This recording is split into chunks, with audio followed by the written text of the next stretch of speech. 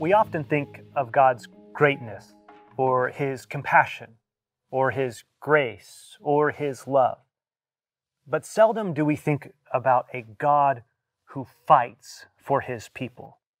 But as we move through the Pentateuch, these first 5 books of the Old Testament, what we see is a warrior God who many times, yes, acts out of His faithfulness or out of His grace or compassion or loyalty to His people, but also a God who is not afraid to strap on His sword and go to battle for His people.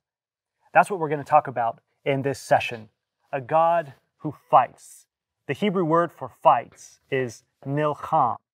And the idea here is that God is a God who will battle with Pharaoh and the Egyptians in order to free them from captivity. We pick up the story in Exodus chapter 5. You see, it starts with Pharaoh. When Moses and Aaron now come to Pharaoh and demand, "Let my people go," Pharaoh's response is this, verse 2 of chapter 5. "Who is the Lord, that I should obey His voice and let Israel go?" I think it's ironic that this initial question, "Who is the Lord?" frames the entire narrative, because in the chapters to follow, Pharaoh will discover very clearly who the Lord is, and God will display His power to the Egyptians. By the time we reach the end of Exodus chapter 15, there will be no question as to who the Lord actually is. And so he says, "I don't know this Lord you speak of, and I will not let the people go." And so he says, instead, get back to your work. Get back to your labor. You see, Pharaoh had grown accustomed to having this workforce of the Israelites, and he was not about to let them off for just a few days that they could go into the wilderness and offer sacrifices to their God. He was not about to let them have a few days of holiday that they might be able to rest. Instead, he says, get back to your labor. This is a drive of consumerism to an extreme degree, a demand for more. All for Pharaoh is about the production.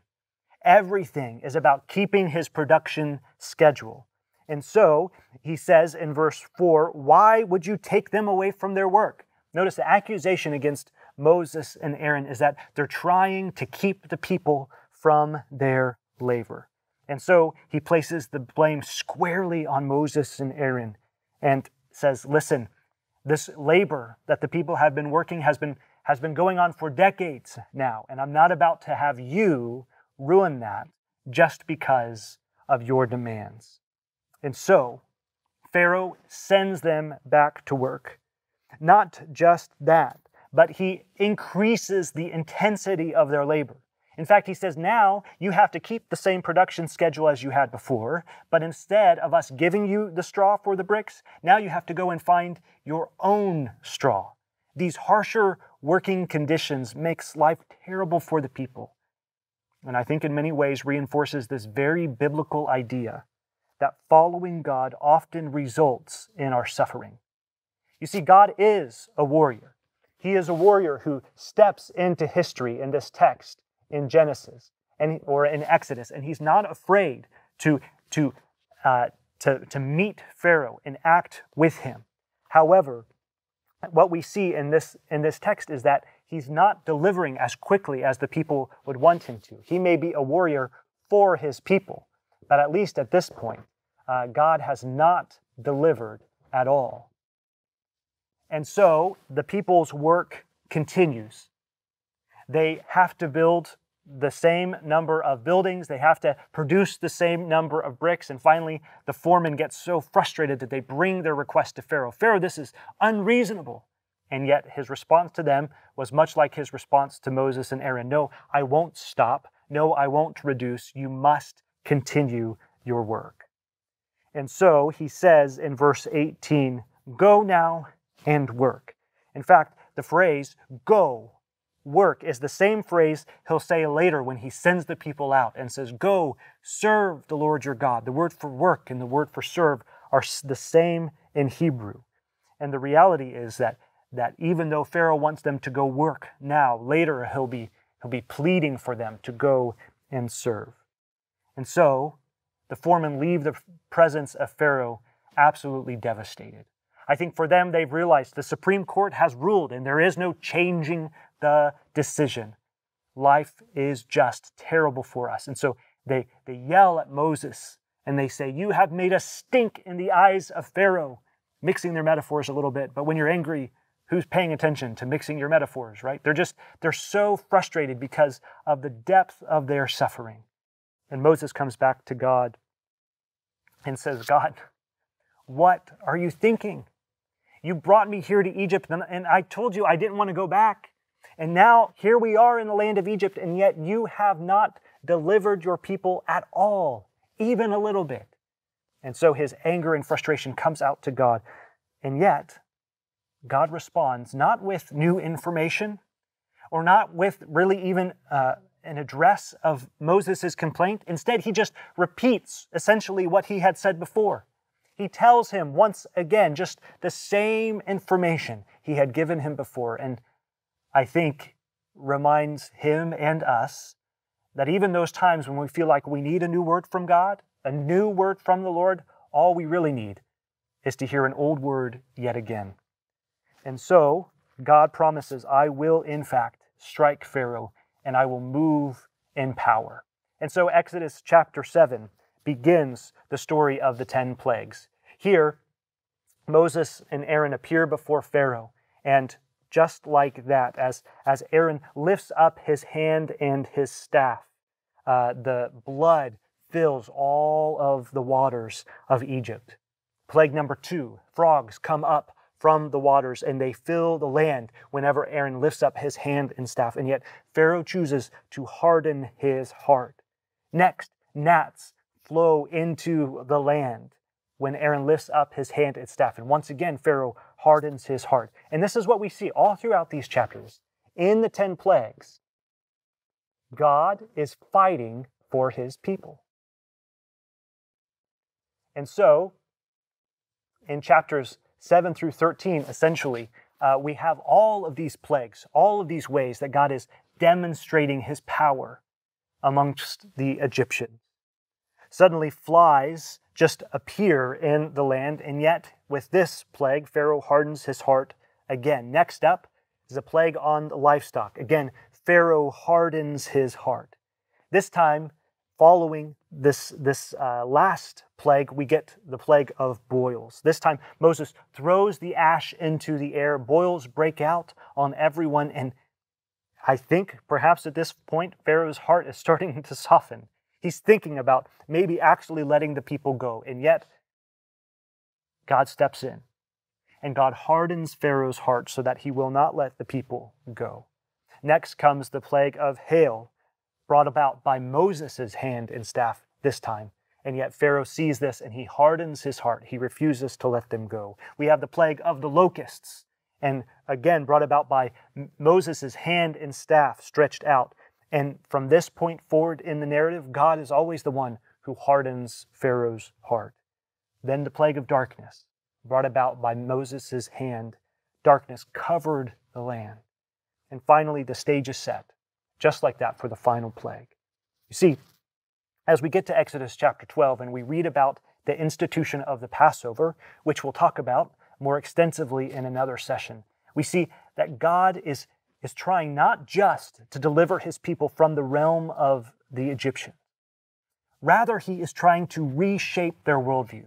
You see, the Israelites grew up in a world filled with endless, countless idols and other gods. They grew up reading and seeing all of these gods surrounding them in the land of Egypt. A God who did this, and a God who did this, and a God who did this. And God, as he's preparing to bring his people out, like a mighty warrior, delivering them from the land of Egypt, he also is reshaping their worldview, is trying to redefine for them who he is and what he is like, proving to them that there is no true God except him and him alone. And so the final plague hits, and God strikes the land of Egypt and kills the firstborn in every single house. Chapter 14, then, the Israelites have headed out of the land of Egypt. And this is the final place in this section where we see God as a warrior. at the Red Sea. And these chapters 14 and 15, God steps into history, and in this kind of divine ruse, divine trap for Pharaoh, one last time, he brings Pharaoh out. As the people of Israel have all left Egypt and are sort of almost wandering in the wilderness, it appears, it seems, that they are confused. And it makes you think that Pharaoh probably is sitting in his palace thinking, what have I done? Why have I let these people go? This free labor I have had for years, I just let them go. I've released them. And he hardens his heart. And so he heads out after the people of Israel. God is going to use this for his glory. And so as the people of Israel are coming, at first, they're not concerned, right? Because they think they've defeated Pharaoh and they've left the land of Egypt behind them. However, they don't realize what's coming. They don't realize that Pharaoh and his army are chasing after them. And once reality hits, the people absolutely panic. They can't see God's perspective in this, and it gets them into a great deal of trouble. I suppose the same thing could be true for us, that sometimes we fail to see God's perspective and we panic when actually God has had it under control the entire time. And so, as the people realize the Egyptians that we thought we left behind are here, they are waiting for us and they are going to destroy us, they start to cry out to Moses. In fact, they say to him in this ironic verse, they say, "Were there no graves in Egypt that you brought us out here to die?" I think of any place in the world, Egypt is the classic land of tombs. No, there were plenty of graves in Egypt, and the people don't realize what exactly that they have been delivered from. Then they start to redefine their recent experiences. Verse 12, Is this not what we said to you in Egypt? Leave us alone, that we may serve the Egyptians. Now, we don't have any record of them saying that, and they might have before, but I think what's happening is they're starting to redefine their past experiences in light of their present difficulties. They start to redefine the way that their life really was in the past. Grass is always greener on the other side. And they start to really think, I wish we were there. I wish we were back there where there wasn't so much pain and so much suffering. But the reality is, they just can't see God's perspective. And so Moses speaks to them in verse 13, "Fear not, stand firm, see the salvation of the Lord, which he will work for you today. For the Egyptians whom you see today, you shall never see again." And then here he says it in verse 14, "The Lord, he will fight for you, and you have only to be silent." In other words, close your mouth and watch how God steps in and fights for you. And so instead of waiting and complaining about the situation, the people need to act. They need to get moving. And so verse 15, the Lord says to Moses, "Why are you crying to me? Tell the people of Israel to go forward. Lift up your staff, stretch out your hand over the sea and divide it." And now he splits the sea into two, and they walk through the midst of the land. You see, the people see themselves as lost, but God has an entirely different perspective. No longer will any of the Egyptians be able to say with Pharaoh, "Who is the Lord?" But rather they will see with their very eyes in a spectacular display that the Lord is a warrior who saves his people. And so as the sea splits into two, all of the Israelites march through on dry ground and get to the other side. Pharaoh and his army decide to chase after them, and yet, as they're there in the midst of the sea, God confuses them. Their chariots start to break apart. They start their horses are thrown into confusion, and they realize their God, the God of the Israelites, is fighting for them and against us. And they try to turn around and go back, but the chariots fall apart, and they can't make it. And before they reach the other side, all of the water that had piled up on the side comes crashing down on top of them. And the entire army of Pharaoh is wiped out before their very eyes. As the men and women of Israel stood on the edge of the Red Sea and they watched these waters bring up the dead bodies of the Egyptians, I think they realized we serve a God who is not weak. We serve a God who is not unable to step in and save us. Rather, we serve a God who is powerful. We serve a warrior God who has saved us from the hand of our enemies. And so they sing. What other response would they have but to break out into song? In Exodus chapter 15, I will sing to the Lord, for he has triumphed gloriously. The horse and his rider he has thrown into the sea. This is what happens when God decides to move. He is a God who fights, and he is a God who wins the battles for them and for us.